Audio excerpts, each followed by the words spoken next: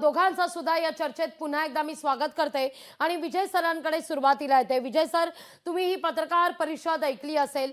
अर्थातच या पत्रकार परिषदेच्या माध्यमातून गेल्या 2 ते 3 दिवसात वारंवार ज्या काही पत्रकार परिषदा भारताच्या सैन्य दलाकडून घेतल्या गेल्या, या सगळ्या पत्रकार परिषदेच्या माध्यमातून पाकिस्तानचा बुरखा हा फाडण्यात आलेला आहे। आज मात्र पुन्हा एकदा पाकिस्तानचं ते वास्तव हे आता जगासमोर येताना दिसतंय। आपण जो वारंवार उल्लेख पाकिस्तानकडून केला जात होता की भारताकडून धार्मिक स्थळांवर लक्ष करण्यात आलं, भारताचा अमुक आपण लढाऊ विमान पाडलं, ब्राह्मोसला आपण ठेच पोहोचवली, अशी दरपोक्ती जी पाकिस्तानकडून केली जात होती ती मात्र केवळ कपोलकल्पित होती। यात काहीही तथ्य नाही हे आता सैन्य दलाकडून, तीनही सैन्य दलाच्या पत्रकार परिषदेतून सिद्धच झालंय। विजय सर, ऑपरेशन सिंधू पासून फर्स्ट ऑपरेशन सिंधू पासून तर आतापर्यंत आपण जेही कारवाई केलेली आहे त्या कारवाईचे काही ऑब्जेक्टिव्ह म्हणजे आपण सुरुवातीपासून म्हटलेलं आहे की हे आपण ऍक्ट ऑफ वॉर नसून ऍक्ट अगेन्स्ट टेररिझम आहे। त्यामुळे भारत सरकारने आणि भारतीय सशस्त्र सेनेने कुठल्याही पद्धतीचं मानवी हक्कांचं उल्लंघन न करता त्या ठिकाणी पाकिस्तानला धडा देण्याचं काम केलेलं आहे।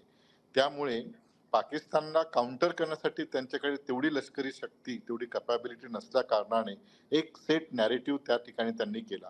आणि आपल्याला माहित असेल की ज्या पद्धतीने आपण 9 ठिकाणी पहिल्या वेळेस ऑपरेशन सिंधू फर्स्ट 0.1 असं जरी म्हटलं तर त्यावेळेस 9 ठिकाणी आपण जसे हल्ले केले तर त्याच्या उलट पाकिस्तानमध्ये 9 ठिकाणीच बॉम्ब ब्लास्ट झाले। म्हणजे हे बॉम्ब ब्लास्ट आपण न करता त्यांनीच स्वतः करून आणि एक आंतरराष्ट्रीय पटलावर दाखवलं की भारताने हे बॉम्ब ब्लास्ट केलं। म्हणजे हे सायकोलॉजिकल वॉरफेअर ज्याला म्हणतो त्या सायकोलॉजिकल वॉरफेअरचं एक टेक्निक असतं, त्याला आम्ही म्हणतो प्रोपोगंडा।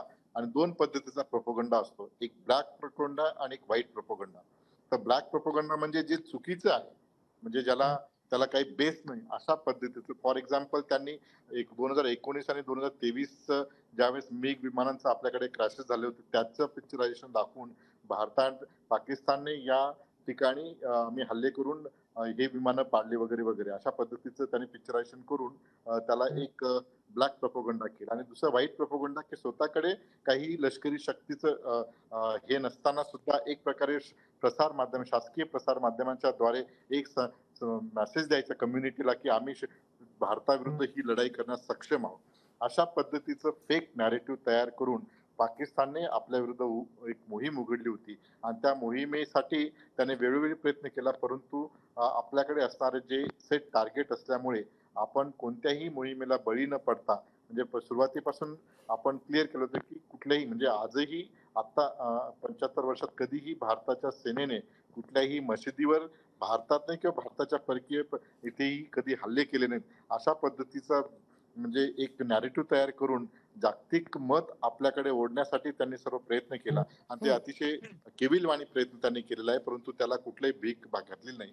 दुसरा प्रश्न की ही जी शस्त्रसंधी मी जी आता म्हणजे नीट पूर्णपणे ऐकली नाही, परंतु अशा बातम्या आता जे बघतोय की शस्त्रसंधी भारत सरकारने केलेली आहे किंवा त्याच्यावर लष्कर कारवाई करणार नाही वगैरे याच्यावर नंतर आपण चर्चा करू। परंतु या अशा पद्धतीचं जे ब्राह्मोस हे केलं किंवा इतर ठिकाणी त्यांनी हे केलं तर अशा या मानसिक सायकोलॉजिकल वॉरफेअरचं एक टेक्निक असतं ते वापरण्याचा पाकिस्तान प्रयत्न करतोय। अगदी अगदी विजय सर, मी तुमच्याकडे येणारच आहे। दोघांना सुद्धा एक विनंती करते, विजय सर आणि मोहन सर सुद्धा, कारण अतिशय महत्त्वाची ही घडामोड घडल्यामुळे सातत्याने यावर प्रतिक्रिया उमटतायत, त्यामुळे तुम्हाला चर्चेत मध्येच थांबवलं जाऊ शकेल, त्याकरता माफ करा।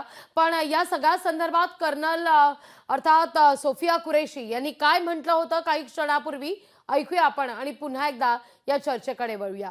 ऐकूया कर्नल सोफिया कुरेशी नेमका काय म्हणतायत। पाकिस्तान ने यह क्लेम किया कि उसने अपने JF-17 से हमारे S-400 व ब्रह्मोस मिसाइल बेस को नुकसान पहुंचाया, जो कि बिल्कुल गलत है।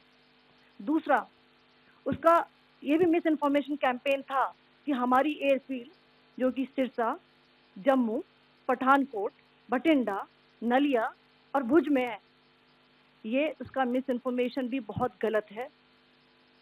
तीसरा, पाकिस्तान के मिस इन्फॉर्मेशन कैंपेन के मुताबिक हमारे एम्यूनिशन डम्प जो चंडीगढ़ और बियास में है उसका डैमेज हुआ, यह भी बिल्कुल गलत है। विजय सर, ही पाकिस्तानची सवयच राहिलेली आहे. पाकिस्तान सतत कांगावा करायचा, खिशात नाही दाणा पण आम्हाला बाजीराव म्हणा, अशी खरं तर पाकिस्तानची अवस्था असते आणि तेच पाकिस्तान आज पुन्हा एकदा पाहायला मिळालंय. याच्यात हे गृहीतच आहे की ज्यावेळेस एसिमेट्रिक वॉर असतं, म्हणजे एक बलाढ्य देश आणि त्याच्यासोबत एक छोटासा देश जेव्हा अशा पद्धतीची कारवाई करण्यास काही नसताना पुढे येतो, त्यावेळेस सायकोलॉजिकल वॉरफेअरची टेक्निकचा फार मोठा त्यांना फायदा होतो आणि तो त्यांनी करण्याचा प्रयत्न केला, परंतु दुर्दैवाने ते यशस्वी होऊ शकले नाही.